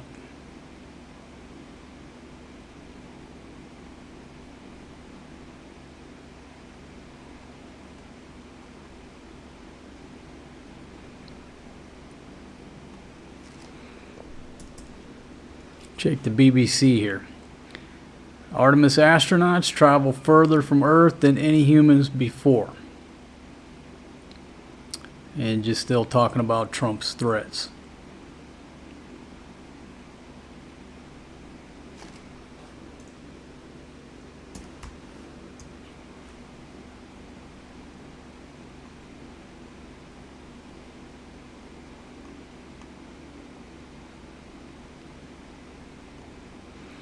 I was talking about earlier how by the time November comes around, there's going to be something new to talk about. And like you pull up some news websites now. Okay, they're talking about the rescue. Yep. They're talking about the moon, astronauts going around the moon. Then you got some feud with Gwyneth Paltrow. You've got to scroll down like 5 sections to get back to the Iran war. And we're talking, look at my tracker there. We're talking a 24-hour deadline to where this place is about to get hit harder than they've been hit. But already in the U.S. media, certain news outlets, it's way on down the page already. So I guess I'll ask this question. I'll ask this last question before I got to go start getting people up. And maybe it's a two-part question. Number one, do you think that on November 1, Iran is going to be headline news? So that's question one. And when's the election? Was it November 3rd? But let's just say 1st of November. Do you think the 1st of November that we're going to be sitting here talking about Iran, or is that going to be yesterday's news? Maybe I just leave that as a question. Do we really think on November 1st, by then, Iran is going to be headline news? Or do you think there's going to be something that has replaced that, probably by several months?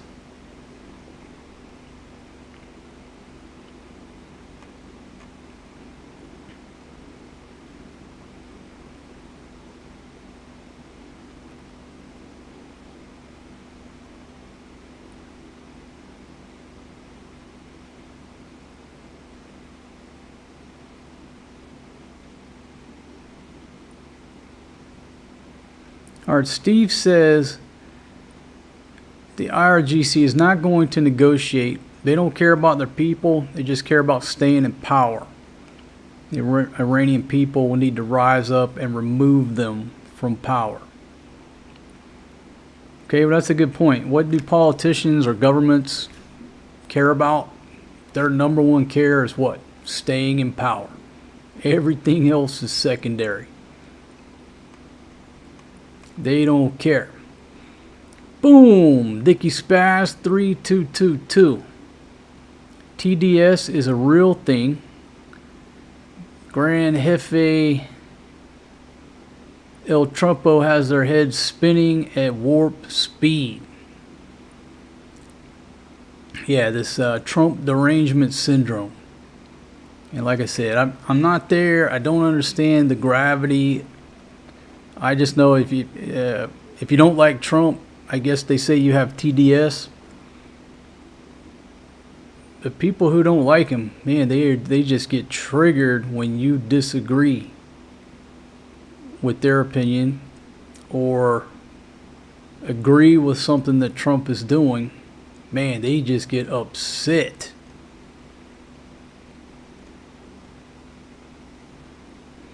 Okay, so Jay Perry, it's already yesterday's news. As you just pointed out, how far you have to scroll. And Bruno says Epstein will be back number one news.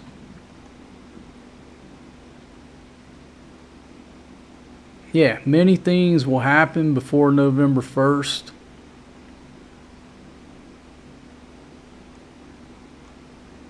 Steven says Trump is a businessman. He knows he doesn't want to spend a lot of money on a long war. He will end this soon. Okay. All right, let's see. iLaugh says, just ask the people in chat to name some things that Trump has done for them. Simple. None of you can sit here and say that Trump has done anything to make your lives any better. Fact. Okay, well, like I was saying last night, and I point out on most of these discussions, is when has any politician been elected to office and your life really improve? Did anybody's life magically get better when any politician since you've been born got elected? Was your life magically better? What has any politician really done for you? When has any politician ever told us the truth? Whether it was during their campaign, which is just nothing but a popularity contest. They have to say whatever they have to say to get elected. Then when they get into the office, their main objective is to hold the office, stay in power, get reelected. When have they ever done anything for any of us? I'm a 53-year-old pirate. I can't really recall somebody getting elected and the next day my life was wonderful. Do I think that the country was going in the absolute wrong direction before Trump got elected this round? Well, obviously it was. We didn't even know who was in charge. We had an Alzheimer's patient in charge. Well, he wasn't in charge of nothing, but he was up there. So, do I feel more confident in the situation than the past 4 years? Absolutely. At least now, okay, I'll tell you this story. My first wedding, my first marriage. We were just young, dumb, and in love, and go get married at the judge's office. Got married in front of the judge. I was about to walk out. He said, "Hold on a second, son." He said, "Let me give you my card so you know who to bless or blame." And the judge gave me his business card, right? And I kept that card. I still got it somewhere, maybe. I think I still got it. But in the end, I knew exactly who to blame. I knew who to blame, right? And I'm saying it was my own fault. But you see what I'm saying, right? He handed me that card and said, so you know who to bless or blame. And I remember his name. I remember him handing me that card and the whole thing. So at least with Trump, I know 100% who to bless or blame. Just like that judge told me. The previous 4 years, I didn't know, none of us knew.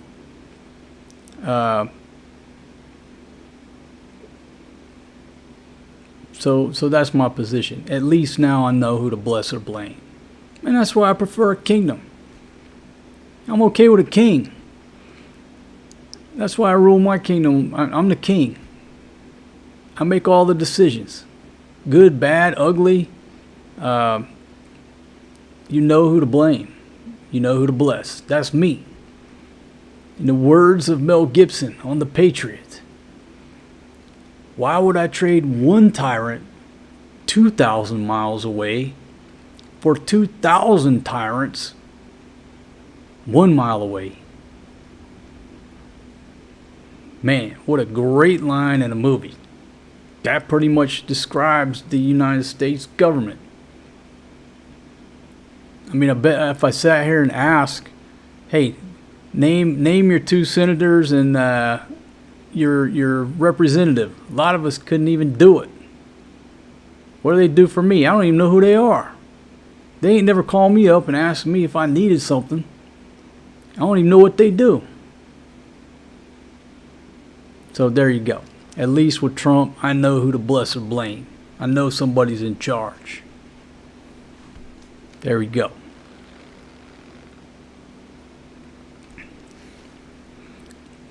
On my 4th marriage, I found the common denominator in the first 3 was me.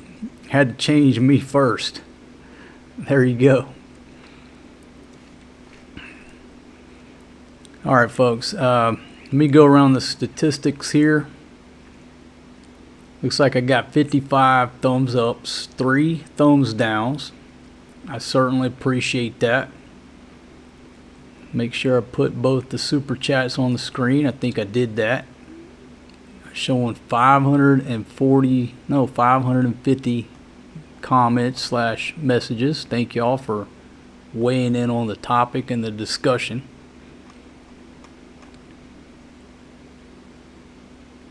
Let me go over here and take a look at myself. And also, if you don't mind, just let me know on the audio, is my lips moving matching the audio?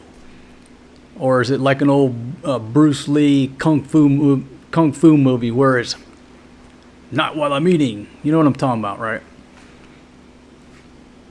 Because sometimes you got to set it with like a 1 frame, 2 frame delay. All right, and 86 folks here now. So thank y'all very much. But folks, I'm going to go ahead and shut her down so I can start. It's 5:02. Got to go get Big Pumpkin up. She don't like to wake up. She likes to sleep in. So I got to go get her up and get the day started. I want to thank y'all very much for joining me. And thanks for all your opinions. And if you disagree with my points or something I say, I'm okay with that. I'm perfectly fine with it. Please speak your mind. I don't claim to have all the answers. No, none of us do. I just like to invoke thought, have a good discussion like we're sitting at the bar drinking a beer. And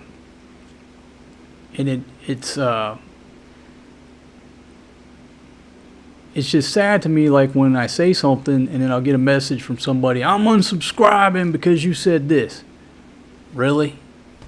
Because my opinion doesn't exactly align with yours? You got to announce your departure. The words of my grandfather. If that's the way you want to act, don't let the door hit you in the ass on the way out. All right. Boom. Bruno. How are you, my friend? Add that to the broadcast. Thank you very much. And if you'll notice, this new software actually lets the emojis do what they're supposed to do. Before, it would just put some text on there. And if anybody's wondering what software I'm running, it's called Ecamm Live. Does me well. All right, so again, thank you very much, Bruno. Certainly appreciate you. Yeah, so anyhow, anybody who comes here, say what you want to say. You're not going to hurt my feelings. And no need to unsubscribe just because we have a different opinion about real life. Again, I don't consider this talking politics. This is real life. Why? Because it affects us. Directly affects us. It's directly affecting all of us right now. All right, thank you very much. I must be totally frank. Thank y'all. But with that, folks, I'm going to shut her down. I will see y'all tomorrow night when this countdown timer probably gets to about 3 hours. We'll reconvene this little get-together. Y'all have a good one, folks. Hug your children. Hug your wife. You know, I'm just thankful for another day on this beautiful planet we call the Earth. I'm out of here. Peace out, my friends.